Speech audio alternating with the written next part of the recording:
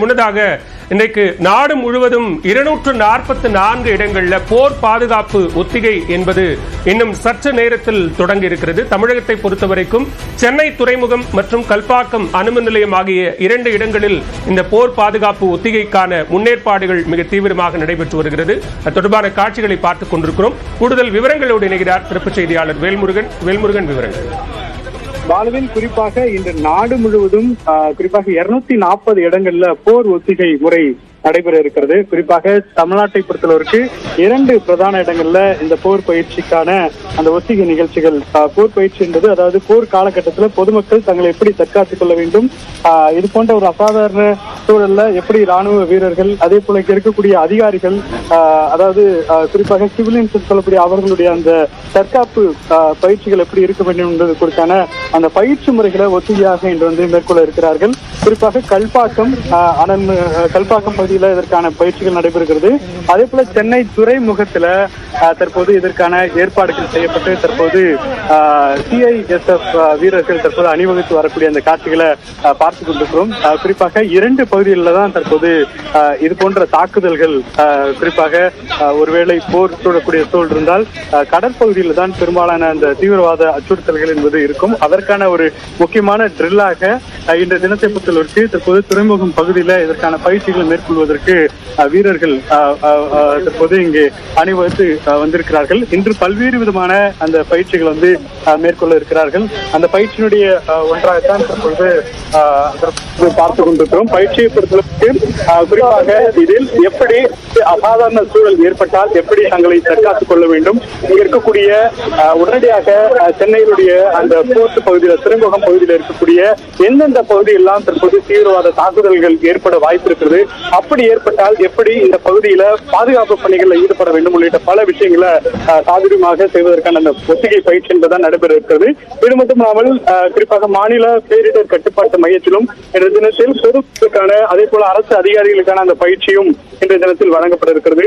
அந்த அபாய ஒளி எச்சரிக்கப்படும் பொழுது எப்படி தங்களை தற்காத்துக் கொள்ள வேண்டும், குறிப்பாக உயரமான கட்டிடத்திலிருந்து வெளியேறி வருவது, அதே போல மேசைகளுக்கு அடியில் செல்வது, இது போன்ற பல நிகழ்வுகள் அப்படிங்கிறது தற்போது ஒரு பாதுகாப்பு ஒத்திகைக்கான முயற்சிகள் இருக்கும். அதே போல குறிப்பாக ரொம்ப பிரதானமான பகுதி அப்படிங்கிறது கல்பாக்கம், குறிப்பாக அணுமின் நிலையத்தினுடைய அந்த பகுதி என்பது மிக முக்கியமாக. ஏன்னா இந்த தீவிரவாத தாக்குதல்கள்ல 2 விஷயங்கள்.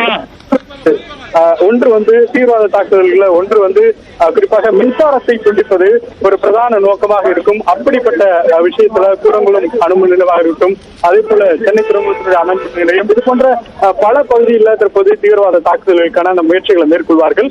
இப்படி ஒரு கணக்கீட்டின் அடிப்படையில் தான் 240 இடங்கள், குறிப்பாக இந்தியா முழுவதும் இருக்கக்கூடிய 240 இடங்கள்ல பயிற்சி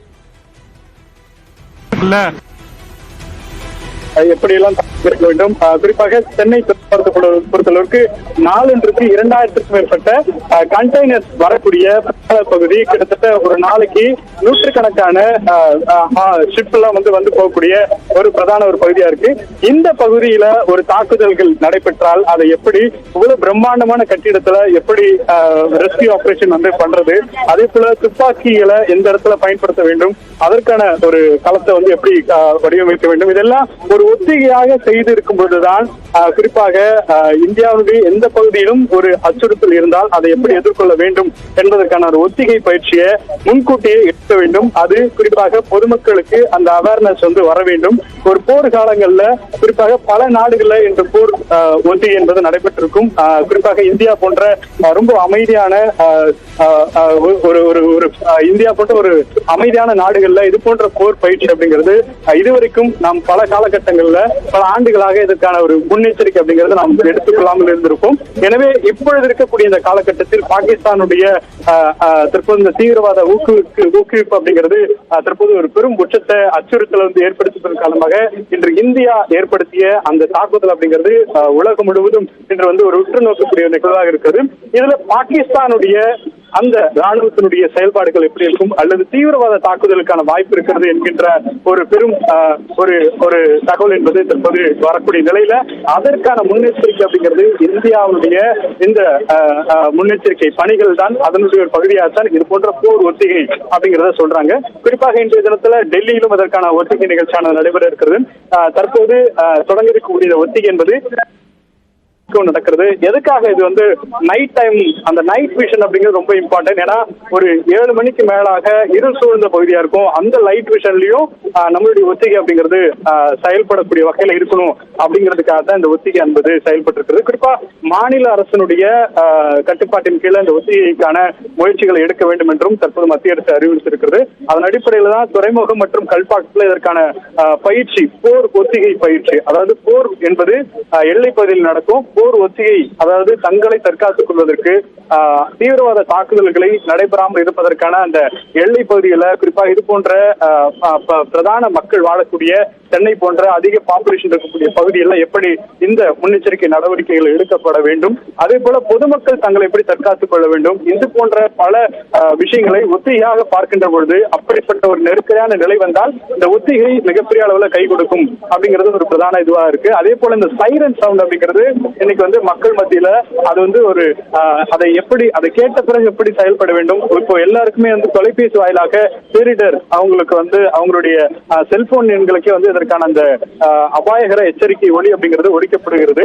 அப்படி ஒலிக்கின்ற பட்சத்தில் அவர்கள் எப்படி தங்களை தற்காத்துக் கொள்ள வேண்டும், அதுல இருக்கக்கூடிய அந்த மெசேஜஸ் பார்த்து எப்படி பின்பற்ற வேண்டும் உள்ளிட்ட பல ஒத்திகைகள் இருக்கிறது.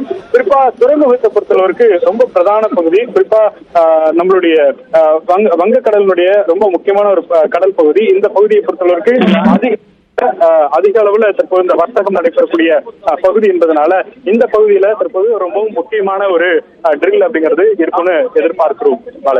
வேல்முருகன், தொடர்ந்து இணைப்பில் இருங்க. நீங்க தற்போது சென்னை துறைமுகம் பகுதியில பாதுகாப்பு ஒத்திகைக்கான முன்னேற்பாடுகள் குறித்து தகவல்களை பதிவு செய்திருக்கிறீர்கள். அதே நேரத்தில்